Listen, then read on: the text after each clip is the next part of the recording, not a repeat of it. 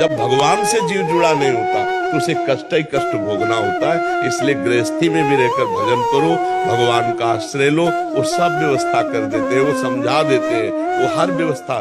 सबसे बढ़िया बात है दिमाग का फ्री हो जाना, बोझा ना लादना। दिमाग अगर स्वस्थ है आप लोगों का तो बड़े से बड़ा कष्ट आप झेल सकते हैं, बड़े से बड़ी समस्या का निदान कर सकते हैं। और अगर दिमाग बीमार हो गया तो फिर आप परेशान। लोगों के दिमाग बीमार हो रहे हैं, धन है, संपत्ति है, लेकिन जिसे डिप्रेशन कहते हो ना, वो दिमाग बीमार हो रहा है। क्यों? भगवान से विमुख है इसलिए।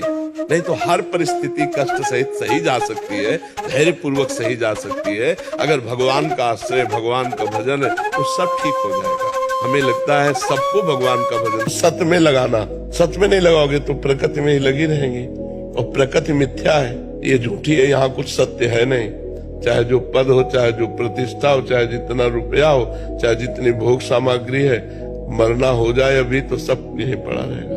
हुआ ना झूठा, शरीर भी झूठा हुआ, रुपया भी झूठा हुआ, पद भी झूठा हुआ, पढ़ाई लिखाई मेहनत भी सब झूठी हो गई। अब मरने के बाद कर्म के अनुसार जीव को गति मिलती है। तो हमारे द्वारा प्रकृति जनित जब भोग रहा तो दो ही कर्म बने हैं, या तो पुण्य कर्म या तो पाप कर्म। वो भजन तो बना नहीं जिससे भगवत प्राप्ति हो जाए या जिससे हमें पुनः मनुष्य शरीर मिले। इसलिए राधा राधा कृष्ण कृष्ण जो नाम प्रिय हो खूब नाम जप करो, और थोड़ी देर 10 मिनट ही चाहे रोज सत्संग सुनो। कभी माता पिता का अपमान न करे। ये जो आज की धूर्तता पढ़ाई से बढ़ रही ना, पढ़ लिख कर अपने को बहुत बुद्धिमान समझ रहे और वयोवृद्ध माता पिता को मूर्ख समझ रहे, उनकी अवहेलना करते हैं, ये बहुत निंदनीय कार्य है। अगर एक दिन पेट में गैस बढ़ जाए तो आपको कैसा लगता है? व्याकुलता पैदा हो जाएगी। 9 महीने उन्होंने मुझे पेट में लादा है। कोई भी माँ अपने बच्चे के पास जाएगी ना, पहला काम, तुमने शाम के ठीक से भोजन पाया था कि नहीं? अगर सुबह मिलेगी, पाया था कि नहीं? तुम्हें अच्छी नींद आई ना? अच्छा, तो थकावट तो नहीं हुई आने में? वो केवल अपने बच्चे को सुखी देखना चाहती है, यही उसका सारे जीवन का फल है। और हमारा क्या कर्तव्य कि ऐसी माँ को, ऐसे पिता को अनाथालय में भेज दें। जब उनको हमारी जरूरत है तो पर हो जाता है, क्योंकि नवीन जहां पत्नी मिली और उसका वो सब रिश्ता नाता, तो वो पुराने माता पिता का प्यार भूल जाता है, फिर वही अपराध बन जाता है, उसके जीवन में कभी शांति नहीं मिलती। जितना दुख मिलेगा वो महासुख दे। एक बार भगवान श्री कृष्ण के साथ सुदामा जी समुद्र स्नान करने जाए तो कहा, यार तुम्हारी माया बड़ी विचित्र है। क्या है माया तुम्हारी?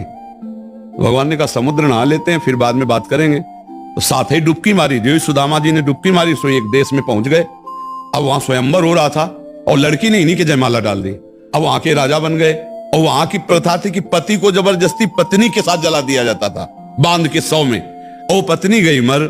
अब सुदामा जी को 100 के साथ बांध दिया गया। जब इस शमशान में ले गए और जब जलाने को हुए तो कहा, हे श्री कृष्ण, ना सब सेकंड में अनुभव हो गया। यही भगवान की विचित्र माया। कभी भगवान से न कहे कि आप हमारी नहीं भैया, उनके प्रश्नवाचक चिन्ह ऐसे होते, पार करना बहुत कठिन है। एक एक अक्षर आराम से देखना, में कोई जल्दी नहीं कि हमें 100 मंत्र करना है कि 5000 करना है, कुछ नहीं। हमें 10 मिनट केवल मंत्र में देना है। आप देखो ऐसे करके शांत में, बिना माला के भी शांत बैठे, चिंतन करें। मन भागने लगे तुरंत उसको तुरंत हटाओ, वो इतना अभ्यास आ जाएगा।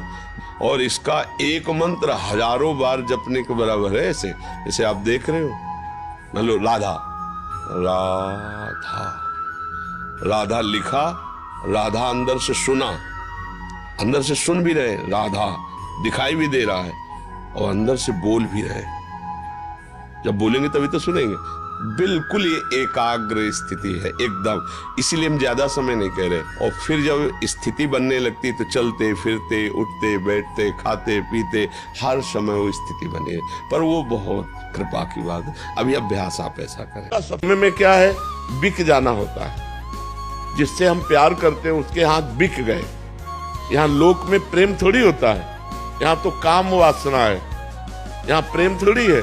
प्रेम तो वो चीज है कि हम आपसे प्यार करते हैं, अब आप हमें कटवा दें भी तो मैं आपसे ही प्यार करूंगा। आपके सुख के लिए मेरा जीवन है, आपके लिए मेरा जीवन है। लेकिन यहाँ ऐसा नहीं होता। प्यार का नाटक केवल वासनाओं की पूर्ति के लिए। प्यार तो भगवान से होता है।